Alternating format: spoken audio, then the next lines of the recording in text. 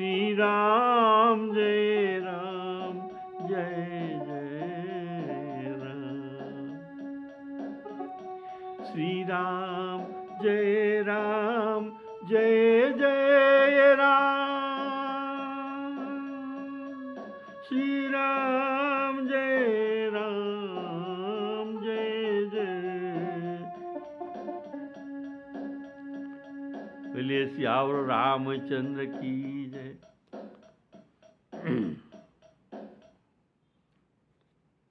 हमारे आदरणीय प्यारे श्रोताओं को मेरे तरफ से सादर सप्रेम स्वागत करके राम राम कहता हूँ। बोलिए सियावर रामचंद्र की जय। आप लोग रामचरितमानस उत्तरकांड के अंतर्गत काकभूषुंडी और गरुड़ जी के संवाद सुन रहे थे। अभी तो ये संवाद का उपसंहार हो रहा है। रामायण भी हो गया और कुछ बाकी नहीं है। अभी दोनों का विदाई लेना ही है। तो जाते समय कुछ तो बात ही तो करना पड़ेगा। तो जाते समय काकभूषुंड जी श्री राम जी के प्रति कृतज्ञता ज्ञापन करने के लिए कहते हैं कि देखो गरुड़ जी, जरा मन में सोचो, हृदय में थोड़ा विचार करो, क्या मेरे जैसे अधम चांडाल पक्षी ये राम जी का भजन के अधिकारी है?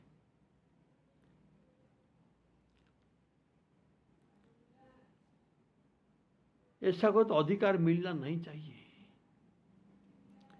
ऐसा कहते ही उनके आंखों से आंसू निकल आए, प्रेमाश्रु बह गए।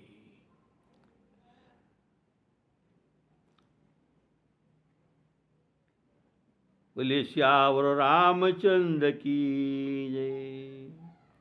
क्योंकि ये अपने को समझते कि मैं बड़ा सठ हूं। मेरे सठता को और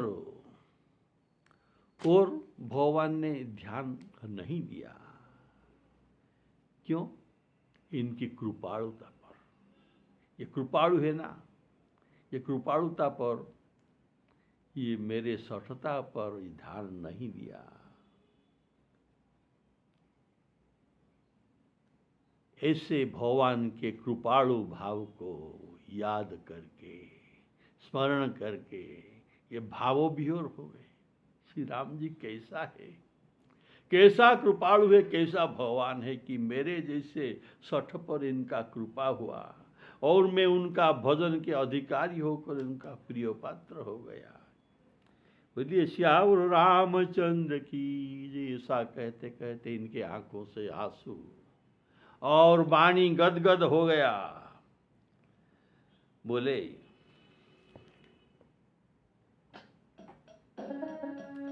देखु गरुड़ निज हृदय विचारी,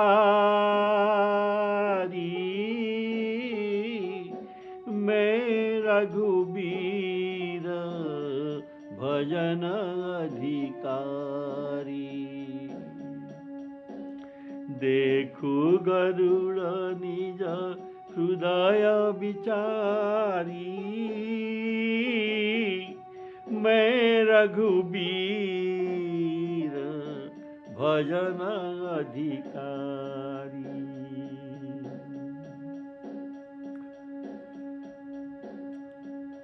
बोलिए श्यावर रामचंद्र की जय।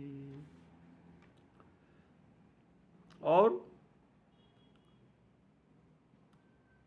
मैं अधिकारी न होने का कारण ये बताते हुए कहते हैं कि मैं एक नीच चांडाल पक्षी हूं जो काक है। काक का स्वभाव अच्छा नहीं है। कौवा का स्वभाव अच्छा नहीं है। कौवा स्वभाव में कुटिल, कपटी और अविश्वासी पक्षी है और अपवित्र माना जाता है कौवा को। कि देखिए क्यों ऐसा अपवित्र माना जाता है। काक जिस वृक्ष पर होते हैं उसके नीचे कोई नहीं जाते, ये बीट कर देगा। उसके नीचे कोई नहीं जाता और ये आमिष भोगी है, ये कभी निरामिष नहीं हो सकता। हो ही निरामिष कबहु की कागा, बायस पली हही। आप कितना अनुराग से भी एक बायस को, एक कौवा को पाले, पर ये कभी निरामिष नहीं हो सकता।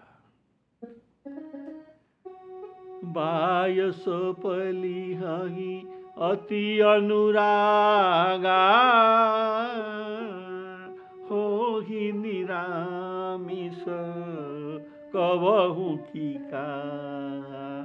ये कदापि निरामिष भोजी नहीं हो सकते और इसका बुद्धि अत्यंत मंद है, इसीलिए मंदमती कहा गया है। ये सब बात रामचरितमानस में इनको मंदमती कहा गया है काक को। तो कहा गया है महामंदमती, साधारण मंदमती नो, काक महामंदमती कहा गया है। महामंदमती कारण कागा। महामंदवती क्यों? ये काक वेश में जाकर श्री राम जी का बल का परीक्षा करने के लिए सीता जी के शरीर में चोंच मारा था।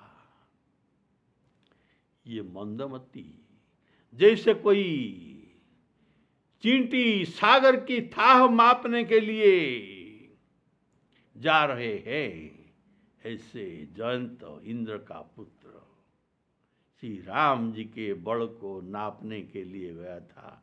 तो ये मंदमती नहीं तो मंदमती ही नहीं, महामंदमती। महामंदमती कारण का अत्यंत कपटी होता है। काक का स्वभाव अत्यंत कपटी स्वभाव। इनके मन बड़ा मलिन, किसी को ये विश्वास नहीं करते, सबको ये संदेह करते हैं। ये काक का स्वभाव है। गोस्वामी जी ने कहा है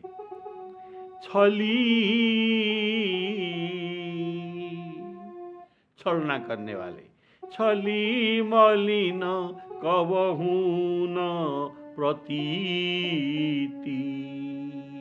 कबहू न प्रतीति, किसी को भी ये विश्वास नहीं करता।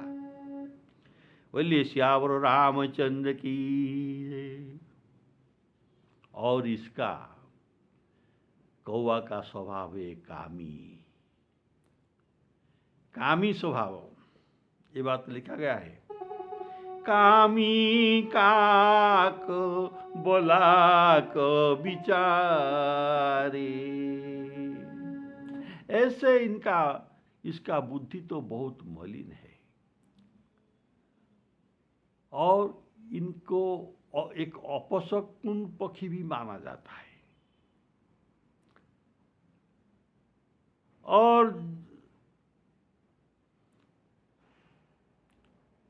मुझे काकभूषण कहते हैं, काक को कोई अपने घर पर छत पर बैठने नहीं देते, इनको भगाने का कोशिश करते हैं। बोले श्यावर रामचंद्र की जय। क्योंकि अगर वहां पर काक मैथुन हो जाएगा, काक मैथुन और कोई देख लेगा तो ये बड़ा अनिष्ट का सूचक है, इसीलिए उनको बैठने ही नहीं देते। और घर के छत के ऊपर ये कैसे ये जो काक अपना मैथुन करेगा, दोनों मिलकर स्त्री पुरुष,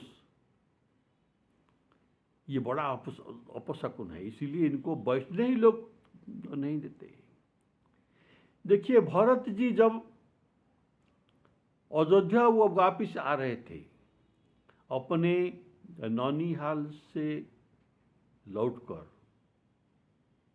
क्योंकि दशरथ जी का मृत्यु हो गया है और वशिष्ठ जी उनको सिर्फ बुलाने के लिए कहा है, इनका ये मृत्यु का समाचार इनको पहुंचा ही नहीं। तो ये आते समय बड़ा चिंतित थे कि मुझे क्यों इतना जल्दी में गुरु महाराज बुलाते हैं। तो आते ही ये जान गए अपशकुन देखकर। कैसा अपशकुन? न रटहि कुभात कुखेत कराला। सूखा गछ में कुखेत में बैठकर ये काव काव काव काव ऐसा रट रहा है कौआ। तो ये जान गई अपशकुन है। रटहि काक कुखेत कराला। कराला खूब जोर शोर से ये रट रहे, कौआ कौआ कर रहे। तो ये जान गए कुछ अपशकुन अवश्य हुआ है और कुछ बुरे समाचार मुझे मिलने वाला है। बोलिए सियावर रामचंद्र की जय। इससे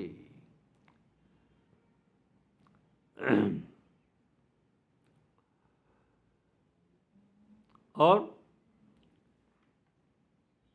इसीलिए इसको एक अपशकुन पक्षी कहा गया है।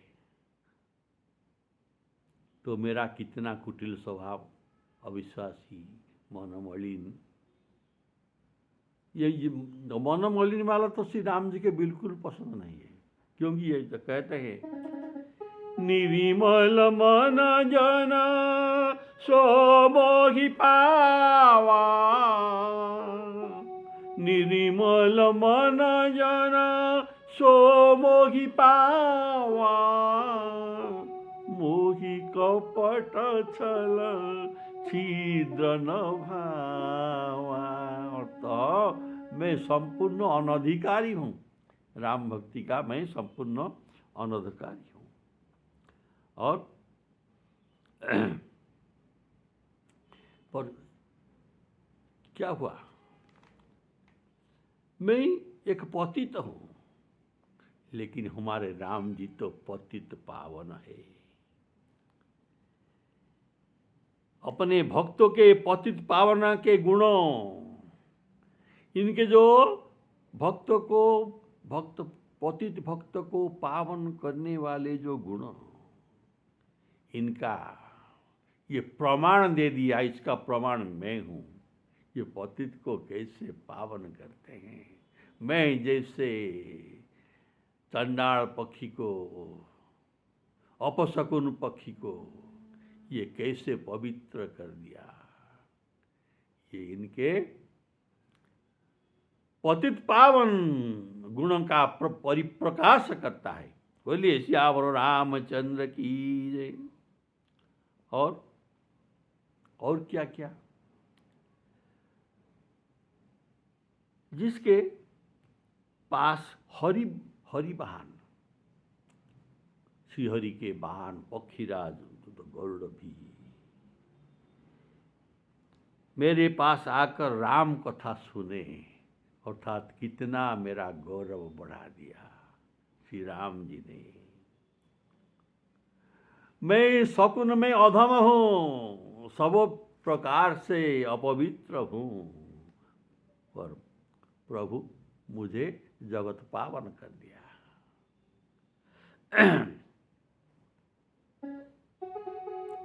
शकुनाधम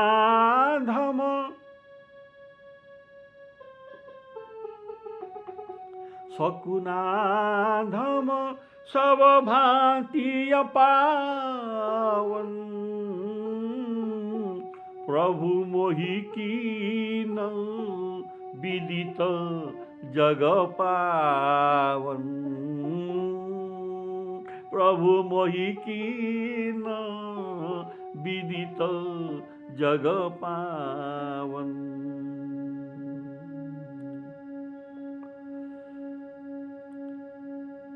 तो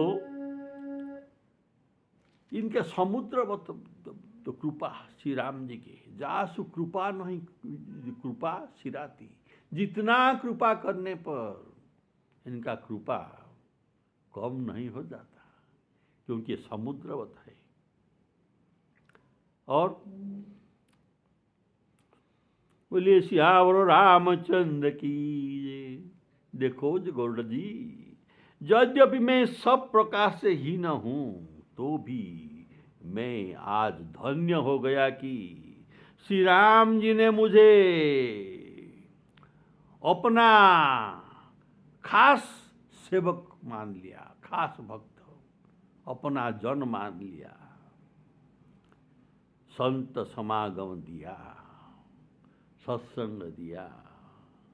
हे नाथ, मैं अपनी बुद्धि के अनुसार आपको रामचरितमानस कहा,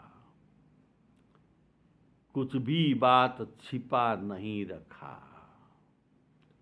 श्री रघुनाथ जी के चरित्र समुद्रवत है। क्या समुद्र को कोई चींटी जाकर नाप सकता है? तो मैं एक चींटी हूं। समुद्र को, रघुनाथ समुद्र को मैं कैसे नाप सकता? क्या उनका कोई पार पा सकता है? कोई भी पार नहीं पाया है। आज मैं धन्य हो गया। आज धन्य में धन्यति,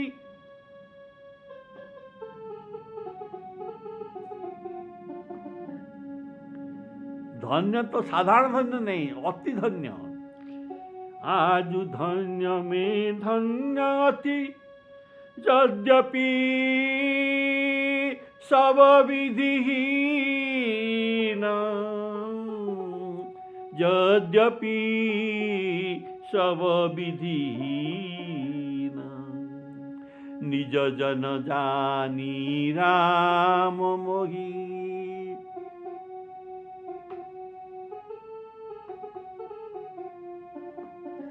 निज जन जानी राम मोहि, संत समागम दीन। देखिए, आप जो रामचरितमानस जब शुरू हुआ था, तब पहले आपको मैं सुनाया था कि रामचरितमानस एक सरोवर है। जैसे सरोवर में घाट होते हैं, ऐसे रामचरितमानस सरोवर में 4 घाट थे। और ये 4 घाट जो थे, इस 4 घाट में थे नहीं है, इसमें प्रत्येक घाट पर एक एक सत्संग चल रहा है। एक घाट पर शंकर भगवान पार्वती बैठकर राम कथा सुनते हैं। दूसरे घाट पर काकभूषुंडी जी और गौड़ जी बैठकर राम कथा सुनते हैं। तीसरा घाट पर याज्ञवल्क्य मुनि और भरद्वाज मुनि बैठकर सत्संग करते हैं, राम कथा। और चतुर्थ घाट दैन्य घाट, इसमें हम बैठे हैं, जहाँ रामचरितमानस गोस्वामी जी कह रहे हैं और हम लोग उसे सुन रहे हैं। तो अभी देखिए, जब गोस्वामी जी ने कहा कि मैं आपको रामचरितमानस कहूँगा, पर ये मेरे तरफ से नहीं, याज्ञवल्क्य जी जो राम कथा भरद्वाज जी को सुनाए थे, मैं वही प्रसंग तुम्हें कहूँगा। और जब उस प्रसंग का शुरू हुआ, याज्ञवल्क्य जी का प्रसंग, तो याज्ञवल्क्य जी बोले, मैं अपने तरफ से नहीं कहता, मैं भी रिले सेंटर हूँ। मैं शंकर पार्वती का राम कथा का रिले करता हूँ, अर्थात उन्हीं के संवाद को यहाँ परिवेशन कर रहा हूँ। जब शंकर भगवान जी शुरू किए राम कथा, पार्वती सुन रहे थे, तब ये कहे कि देखो मैं भी जो कथा तुम्हें सुना रहा हूँ, ये मैं अपनी तरफ से नहीं कर रहा हूँ, जो काकभूषुंडी जी गौड़ जी को सुनाए थे उसी संवाद को मैं तुम्हें सुनाता हूँ। तो ये जो 4 संवाद जो शुरू हो गए थे एक ही साथ रिले कर रहे थे, अभी एक सेंटर बंद हो गया। एक सेंटर बंद होने वाला है जिसका रिले और नहीं होगा। काकभूषुंडी गौड़ जी का प्रसंग, जो राम कथा प्रसंग, यहाँ खत्म हो गया, संपूर्ण हुआ, और अब इनके विदाई ही होगा, और प्रसंग नहीं है। बोलिए श्यावर रामचंद्र की जय। ऐसे एक एक करके सब प्रसंग बंद हो जाएगा। उत्तरकांड है, लास्ट हो गया है। बोलिए श्यावर रामचंद्र की। तो काकभूषुंडी जी कहते हैं, हे नाथ। नाथ क्यों? ये पक्षीराज गौड़ है, हरिवान है, ज्ञानी है, इसीलिए कहते हैं हे नाथ। मेरे बुद्धि के अनुसार मैं आपको रामचरितमानस जितना मुझे मालूम था आपको सुनाया। मेरे बुद्धि जथामति में सुनाया, और देखिए जितना जाना था सब कुछ आपको सुना दिया, कुछ भी चरित्र को गोपनीय में नहीं रखा। और देखिए श्री रामचरितमानस रघुनाथ जी का चरित्र ये सागर है, इसको कोई पार पा नहीं सकता। बोलिए श्याम रामचंद्र की। सरस्वती शारद शेष महेश विधि आगम निगम पुराण। स्वर्ग के वक्ता सरस्वती शंकर भगवान, पाताल के वक्ता शेषदेव, आगम निगम पुराण, समस्त पुराण और वेद ये समस्त नेति नेति कहते हैं।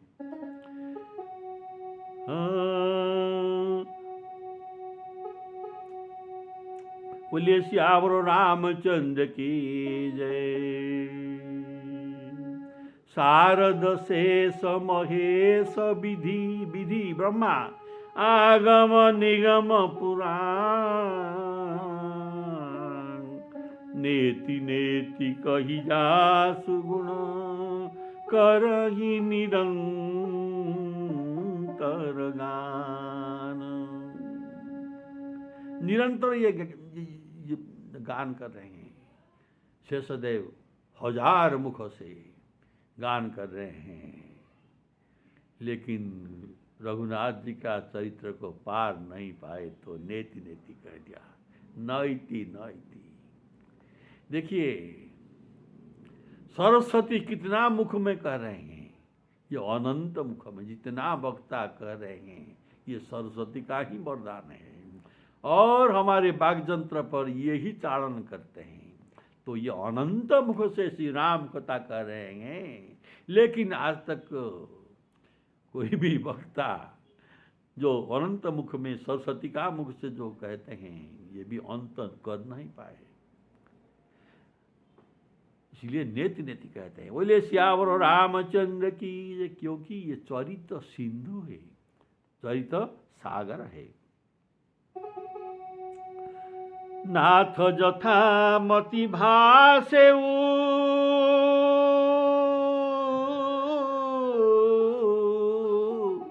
नाथ जथा मति भासेउ, राखेउ नहीं कछु गोई। चरित सिंधु रघुनायक चरित सिंधु रघुनायक, थाह कि पावई कोई। बोलिए सियावर रामचंद्र की जय। भूषुंड जी कहते हैं कि आपके आगमन से हे प्रभु गरुड़ जी, आज मैं धन्य हो गया कि राम जी ने मुझे अपना भक्त जानकर संत समागम दे दिया।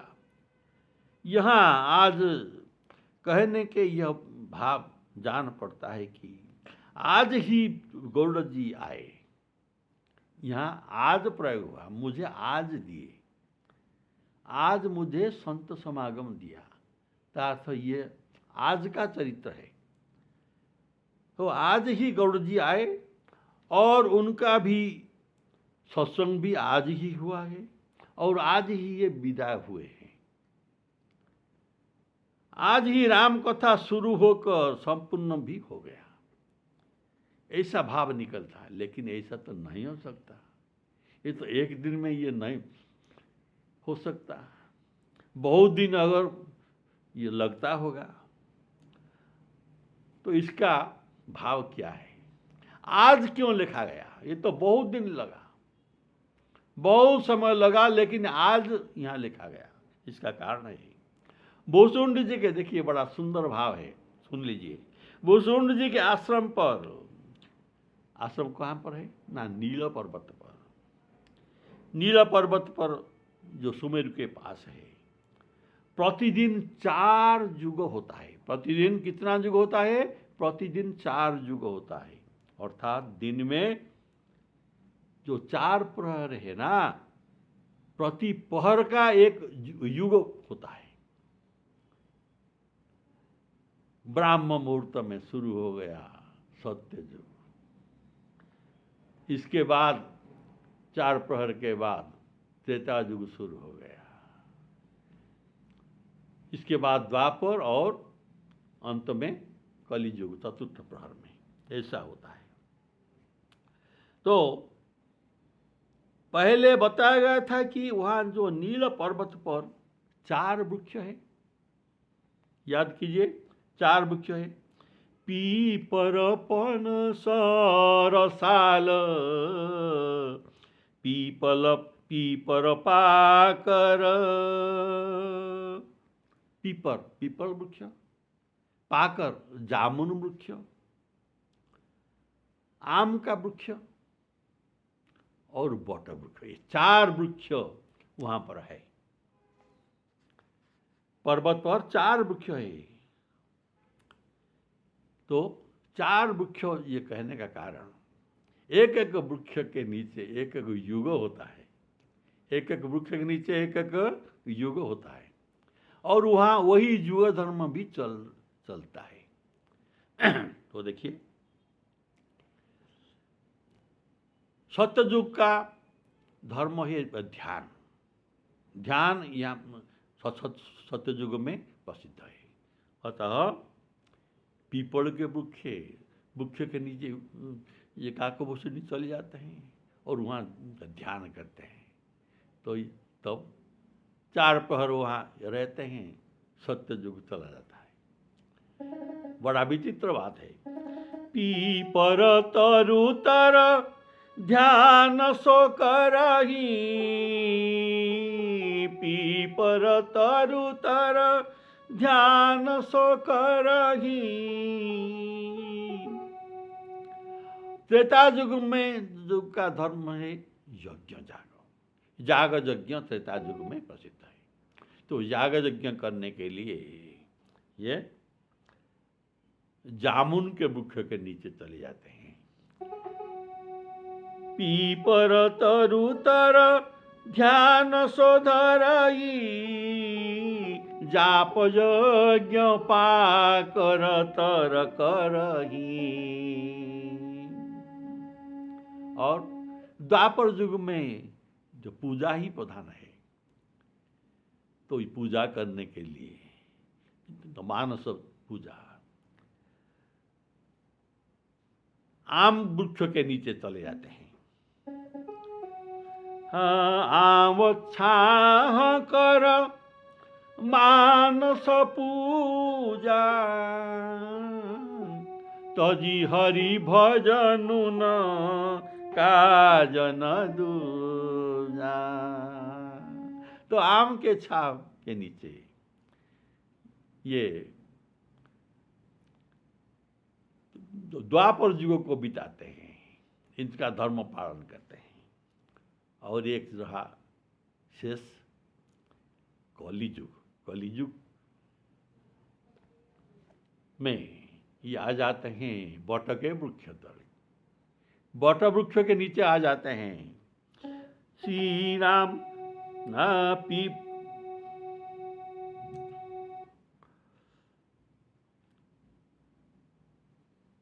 चलिए श्यावर रामचंद्र की जय। बट तर कह